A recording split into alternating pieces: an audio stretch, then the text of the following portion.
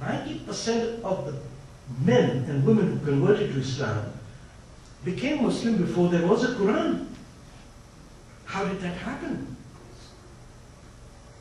How could it happen that the whole bunch of people, the Quran has not come and these are all Muslims? So, how did it happen? And they have reconciled with it. But getting back to the timeline that I want people to understand. The first 23 years is the Quran. Then the Prophet dies. Then for about 100 years, nothing happens. The guys who run the show are actually not even real Muslims. They were the people who were against the Prophet, the Umayyads, Yazid and Muawiyah. The guy who started the Umayyad dynasty became a Muslim just 13, 14 days before Mecca fell to the Muslims. They all converted, so no problem. You insist? No problem. Let's do it. And that's the guys who controlled the Umayyad dynasty. They developed what we today call Sharia law. And it was all written down in the 8th century. 100 years later, the sayings of the Prophet get written down that justify the laws that were created 100 years earlier. It simply can't happen. Abu Hanifa and all these scholars that we say wrote the hadith are writing the hadith on whose basis are the Sharia laws, but the Sharia laws were written 100 years earlier. The hadiths are based on the sayings of the Prophet, not the Sharia. Yeah, but the Sharia is based on the hadith. Yes. So, you can't have the law extracted before you have the book on which it is based on. This is backdating minutes like the Mississauga City Council did. We have to understand, this is a fraud that has been done by kings who said, it's like Henry VIII creating a religion. So these are Persians who become kings. The harems have 100 wives, while the opponents just have one. For example, the problems that occurred is, say in Spain, the Christian sides have a king, a queen, and 2 sons that have to fight. On the Muslim side, there's a king, 200 wives, 300 sons. You suddenly have ascension wars that sucks the blood out of the civilization. And then they create laws that they call Sharia laws that are based on bogus sayings that are created 200 years after the Prophet has died. How can that be not challenged? So when you say that the challenge has to be theological, I don't have to give a theological challenge. No, but Muslims don't be convinced without theological. I don't think they need to be, because when they get a chance to vote, they defeat people of this mindset. Let me give you an example of Bangladesh. Most of the Muslim world treats them with least respect because they're dark-skinned. We are among the most race-based people on earth. We address black people as Ya Abdi. Kafirs. Abdi, which is, oh my slave. Right? That's a common Arabic word. Common Arabic word. And the black guy, what does he say? Nam ya Kafir comes from Arabic. The word kafir is an Arabic word. No, I'm not talking about kafir. Yeah, kafir is Arabic. I know it's Arabic, but the contemporary word for a black man in the Muslim world is Ya Abdi, which is, oh my slave. And the black man is expected to say, yes, how can I help you? I'm not talking of the 12th century, I'm talking of the 21st. That person does not deserve an ideological or theological argument. He deserves to be slapped in his face and put behind bars for practicing slavery in this day and age.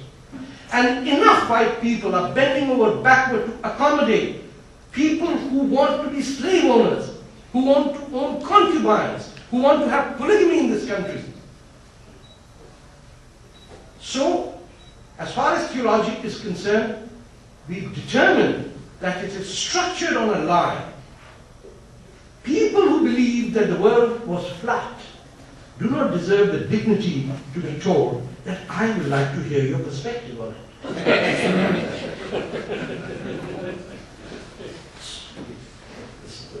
the gentleman black. You suggested that one of the deeper, even occulted structural issues that exacerbate this question are the mainstream, who are just sick of it and want to be left alone, sick of dealing with crazy people, as well as the hyper-relativists from some misplaced feelings of guilt, both of which groups being moderates through action or inaction actually support the extremists, whether they know it or not.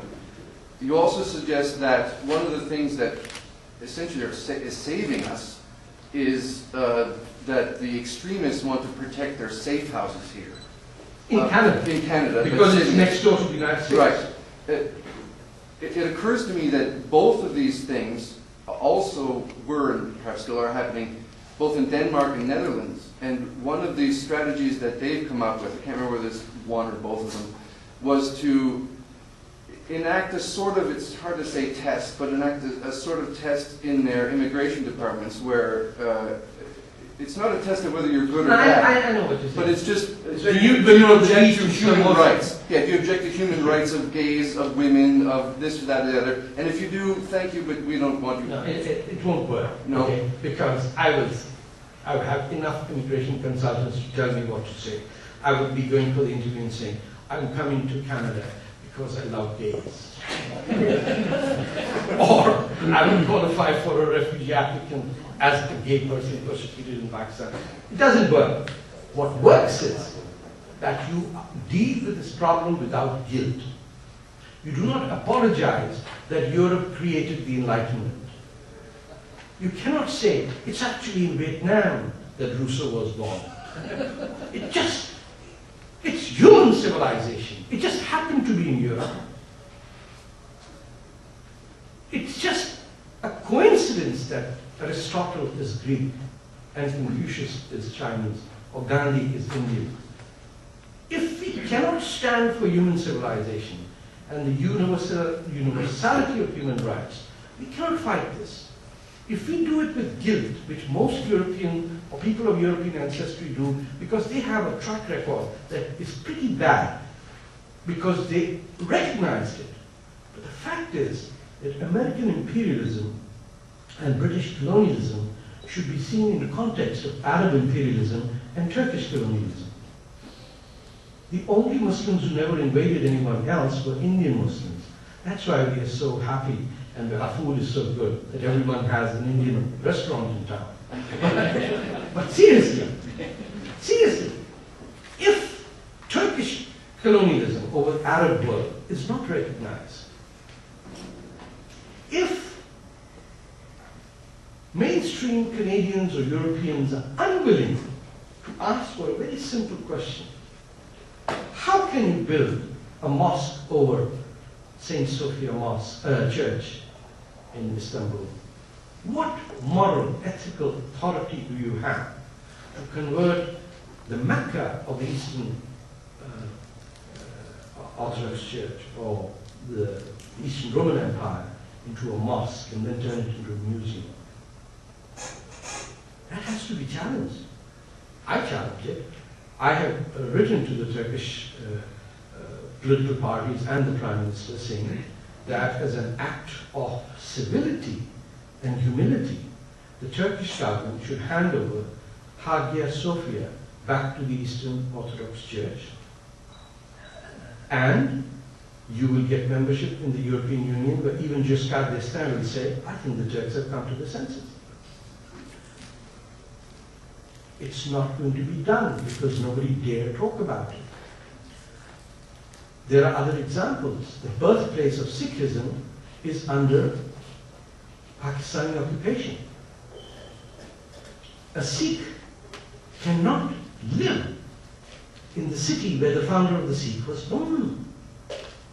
Can Muslims imagine Mecca under Ethiopian occupation? Would they tolerate it? How would they dance with it? The birthplace of Zoroastrianism is obliterated under the Islamic Republic of Iran.